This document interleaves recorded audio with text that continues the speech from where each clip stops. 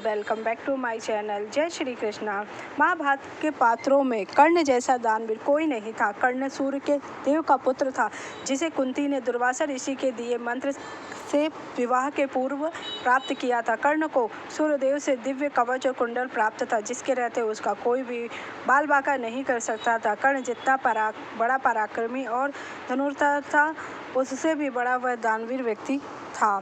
उसके बारे में कहा जाता है कि उसके दरवाजे से कोई भी खाली हाथ वापस नहीं जाता था। जिसने भी उससे कुछ भी मांगा, उसने उसके लिए हर चीज दिया, कैसा भी क्यों ना हो। महाभारत के युद्ध से पूर्व देवराज इंद्र को इस बात की चिंता थी कि कर्ण से उनके पुत्र अर्जुन का युद्ध हुआ तो कर्ण जीत जाएगा और उस पर भारी पड़ेगा। एक दिन कर्ण स्नान के बाद सूर्यदेव की पूजा कर रहा था। पूजा समाप्त होते ही इंद्रदेव ब्राह्मण का रूप आकर धारण करके उससे कवच और कुंडल का दान मांगा। कर्ण ने बिना सोचे इंद्रदेव को वह कवच और कुंडल दान कर दिया।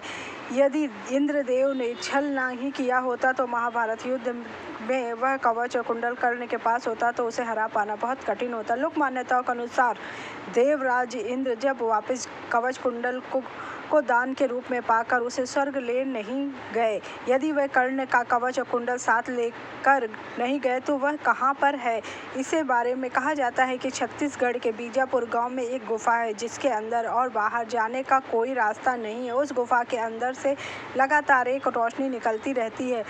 अब उस गुफा के अंदर जब आने और जाने का रास्ता नहीं है तो सूर्य की किरण भी उसके अंदर नहीं पहुंच पाती है, मगर उस गुफा के अंदर से रोशनी बाहर आती है। ऐसा माना जाता है कि इंद्रदेव जब कर्ण का कवच और कुंडल ले जा रहे थे, तब सूर्यदेव उनसे काफ़ी नाराज़ हो गए और उनको श्राप दे दिया। श्राप के कारण इंद्र के रथ का पहिया इस जगह फंस गया।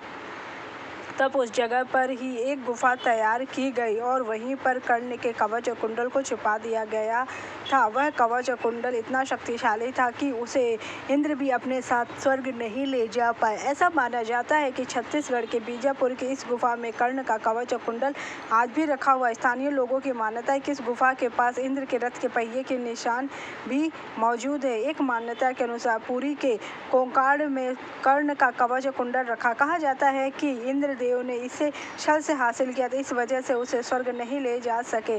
तब उन्होंने समुद्र तट पर इसे छिपा दिया। उनको ऐसा करते हुए चंद्रदेव देख लिया। चंद्रदेव कर्ण के कवच और कुंडल को ले जाने लगे तो समुद्रदेव ने उनको रोका। लोक मान्यताओं के अनुसार तब से सूर्यदेव और समुद्रदेव कवच और कुंडल की रक्षा कर रहे हैं। जानते हैं कि साधारण इंसान के साथ साथ श्री कृष्ण तक उनके सिद्धांतों के कारण उन्हें एक महान योद्धा माना है। कर्ण को उनका बहुत सम्मान करते थे। महाभारत की इस कहानी के बारे में तो सब जानते होंगे कि युद्ध से पहले ही श्री कृष्ण ने छल से इंद्रदेव के द्वारा कवच कुंडल ले लिया था। श्री कृष्ण स्वयं भी कर्ण की परीक्षा लेने आए थे। जिस परीक्षा में कर्ण सफल हुए थे, तब श्री कृष्ण ने कर्ण को खुश होकर वरदान मांगने को कहा था।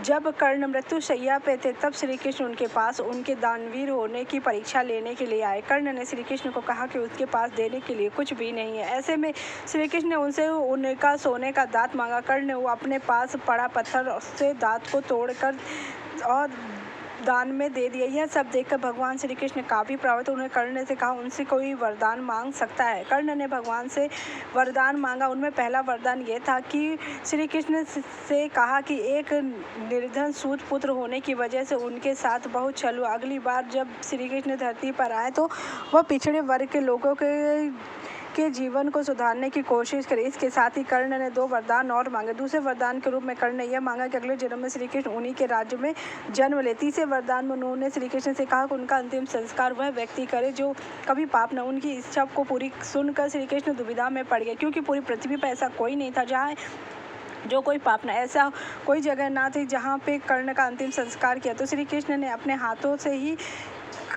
उसका अंतिम संस्कार किया और उसे मोक्ष की प्राप्ति। अपने कर्मों के कारण स्वर्ग और नरक को भोगता है। भगवान तो किसी न किसी रूप में उसे संकेत देते रहते हैं। जानते हैं कर्ण की मृत्यु पे भगवान श्री कृष्ण रोते, क्योंकि कर्ण बहुत दयालु, वफादार और दानवीर था और अपने धर्म को समझता था। लेकिन वह बदकिस्मत भी था, क्योंकि वह अधर्म के खिलाफ लड़ाई किया था। कर्ण की इस इच्छा को जानते हुए भगवान ने कर्ण का अंतिम संस्कार किया, जिस कारण से कर्ण को अपने कर्मों के अनुसार मोक्ष की प्राप्ति हुई। जिस पर अगर साधुओं के खिलाफ जाकर युद्ध किया, अगर वो चाहता कर्ण तो युद्ध नहीं करता और युद्ध का परिणाम कुछ और होता। अगर आपकी मेरी जानकारी अच्छी लगी तो मेरे चैनल को लाइक कीजिए, सब्सक्राइब कीजिए, शेयर कीजिए। Thank you so much.